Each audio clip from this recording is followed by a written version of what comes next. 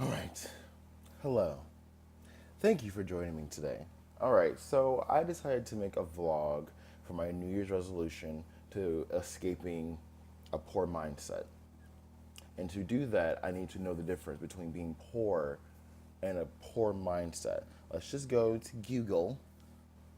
Being poor means lacking sufficient money to live at a standard considered comfortable or normal in a society. Now, being poor minded is what I really want to talk about.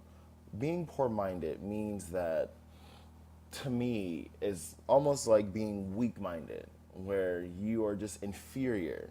You are basically, you don't have the mental capability of saving money.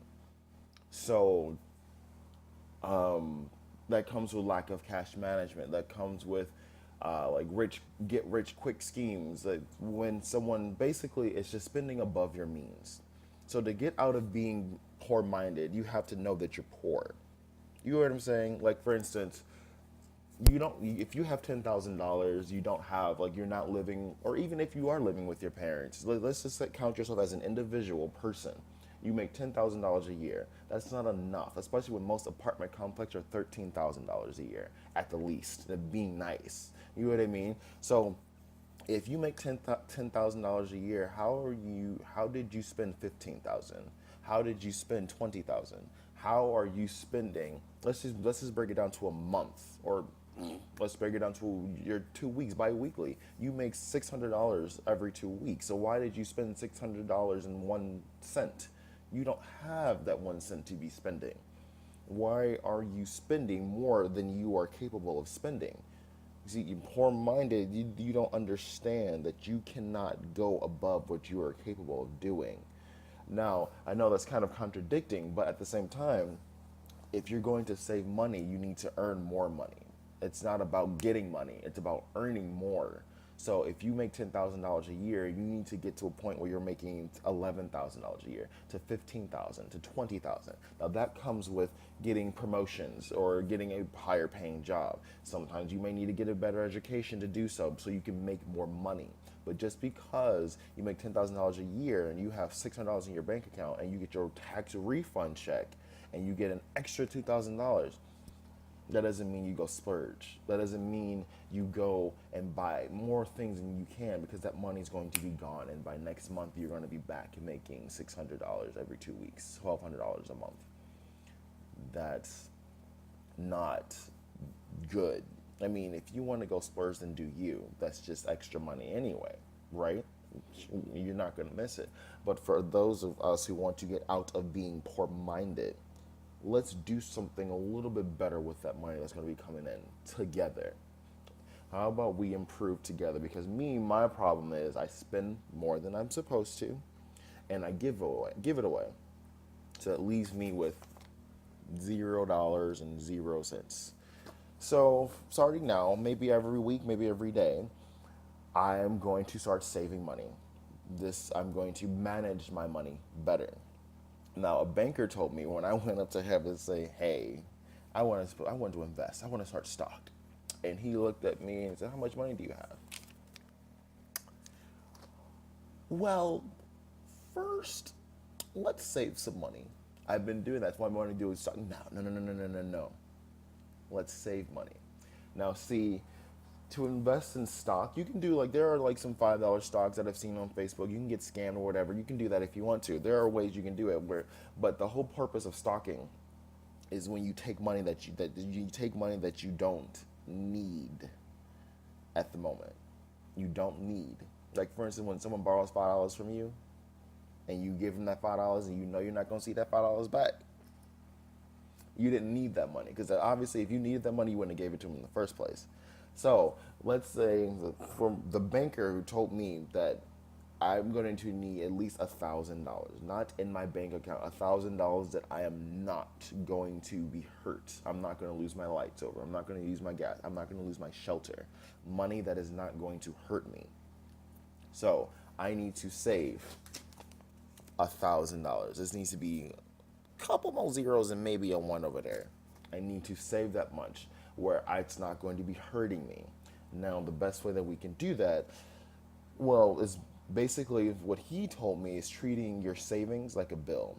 You're not going to go to T-Mobile and be like, hey, yo, bruh, I kind of need that 25, $60 back that I just paid my bill with. I need that money back. I got to go do some things really quick. You're not going to do that.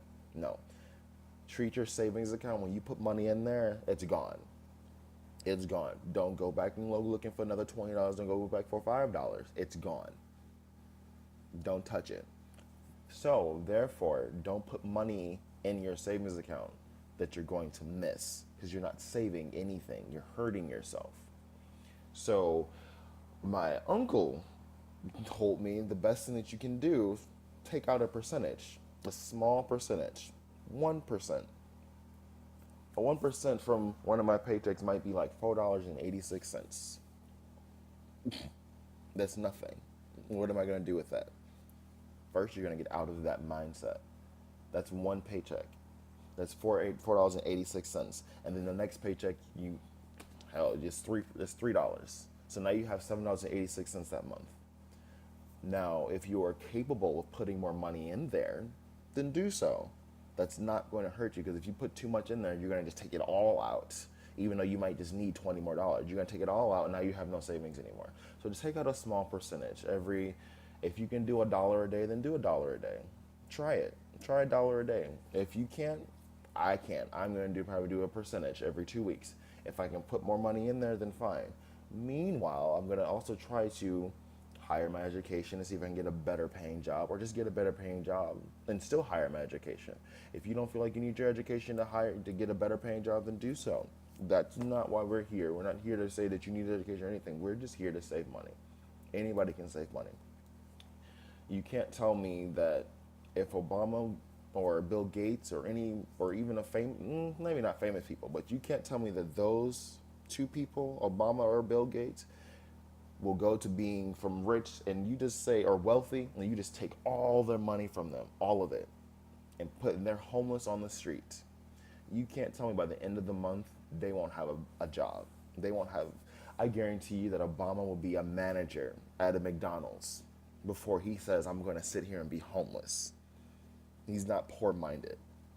He's going to get that little cup, jangle his little cup with some change, get him a nice little membership at a gym so he can go take a shower, get him some more money, and go get him some slacks and get a shirt from the Goodwill, take his shower, put his clothes on, and go get a job.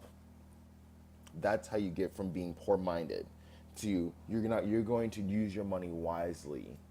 You can't tell me that someone who's used to being wealthy and doesn't have any money is not going to try their damnedest to get out of it. Whether you have someone who's poor-minded who gets to that point and they can't leave. They're stuck down there. No. They're going to save money appropriately to get themselves out, step by step. So, that's what we're going to do. And then once we get to $1,000, then let's talk about stock. And I don't mean getting your 2 paychecks and not having to spend money. Now you have $1,000. I'm talking about after all your bills are paid, all your expenditures are paid, all the kids have food, you have food, everything is paid, everything is done. And now, oh wow, I have $1,000 sitting in my bank account. Then we'll talk about how we can multiply that money. Maybe without even getting a higher paying job. Anybody can save a percentage of a paycheck. You can't tell me. That's how you get stuck. You can't tell me that I live paycheck to paycheck. No, you can. There's amount of money that you can save. Even if you have like some hobbies or addictions, you can still save some money. So that's what we're going to do. So let's get from here to 1,000. Are you 213 signing out?